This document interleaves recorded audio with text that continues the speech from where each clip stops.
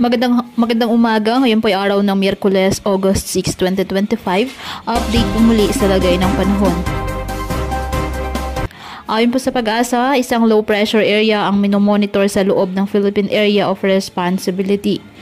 Ayon sa pinapakita ng ibang weather models, mataas ang tsansa na maging bagyo ito. Kaya patuloy natin na imomonitor.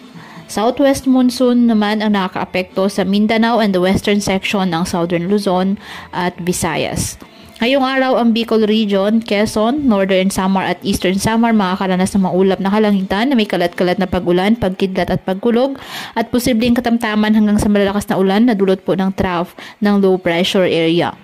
Ang Mindanao, Western Visayas, Negros Island Region at Palawan asahan naman ng bahagyang maulap hanggang sa maulap na kalangitan na may pulupulong mga pag-ulan at pagkulog at pagkidlat dulot po ng umiiral na habagat.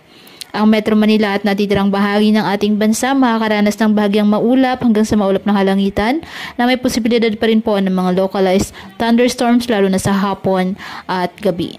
Kaya pinapayuhan po ating mga kababayan na maging maingat at maging alerto at palaging pumuntabay sa iba pa nating weather updates at sa updates ng Pag-asa hinggil sa lagay ng panahon.